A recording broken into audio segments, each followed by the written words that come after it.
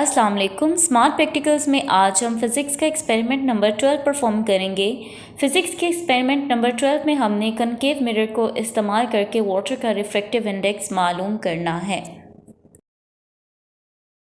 इस एक्सपेरिमेंट के लिए हमें जो ऑपरेटर्स चाहिए उनमें शामिल हैं स्केल,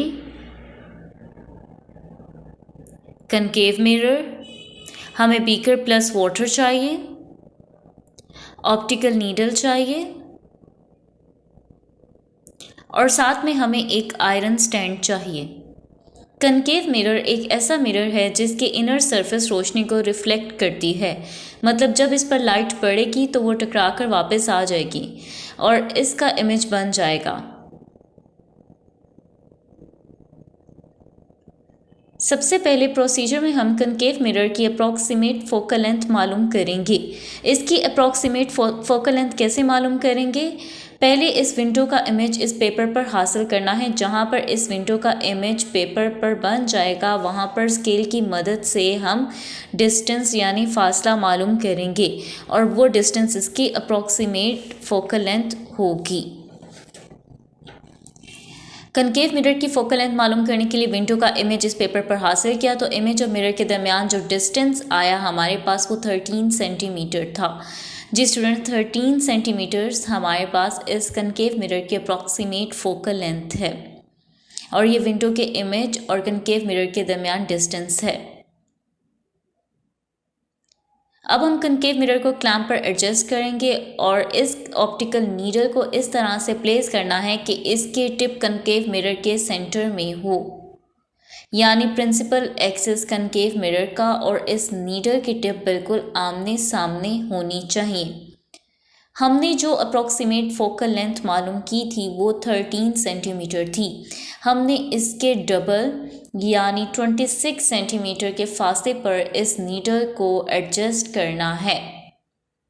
ये ऑब्जेक्ट नीडल है जो आयरन स्टैंड पर लगाई थी। अब इसका इमेज देखेंगे मिरर में, आप इसका इमेज देख रहे हैं, ये नीडल का इन्वर्ट इमेज है। अब हमने वो पॉइंट मालूम करना है जब ऑब्जेक्ट नीडल और इमेज नीडल बिल्कुल आमने सामने हो, जिस तरह से ये दो पेंसिल्स बिल्कुल आमने सामने हैं।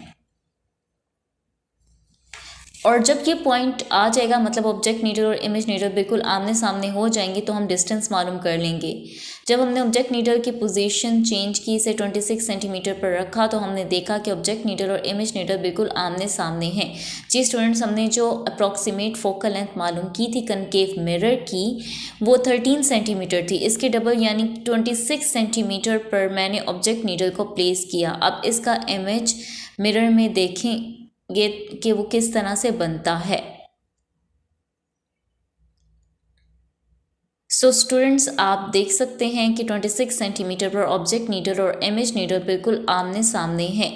इस हाइट को मेजर करेंगे, ये ऑब्जेक्ट डिस्टेंस है फ्रॉम कनकेव मिरर।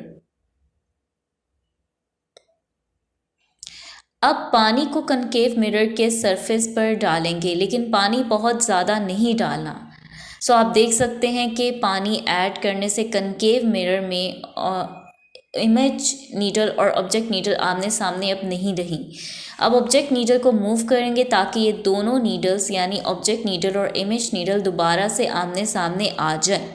स्टूडेंट्स, पानी को ऐड करने के बाद हमने देखा कि ऑब्जेक्ट नीडल और इमेज नीडल आमने सामने नहीं रही थी। फिर ऑब्जेक्ट नीडल की पोजीशन को तब्दील किया, तो जब ऑब्जेक्ट नीडल की पोजीशन को 19 सेंटीमीटर पर किया तो देखा कि ऑब्जेक्ट नीडल और इमेज नीडल दोनों आमने सामने हैं। स्टूडेंट्स, हमने देखा कि जब मैंने पानी ऐड किया तो ऑब्जेक्ट नीडल और इमेज नीडल की पोजीशन चेंज हो गई थी। फिर मैंने ऑब्जेक्ट नीडल की पोजीशन को तब्दील किया, यानी 19 सेंटीमीटर पर जब एडजस्ट किया तो देखा कि इमेज नीडल और ऑब्जेक्ट नीडल बिल्कुल आमने सामने हो गई। ये डिस्टेंस नोट डाउन कर लिया मैंने।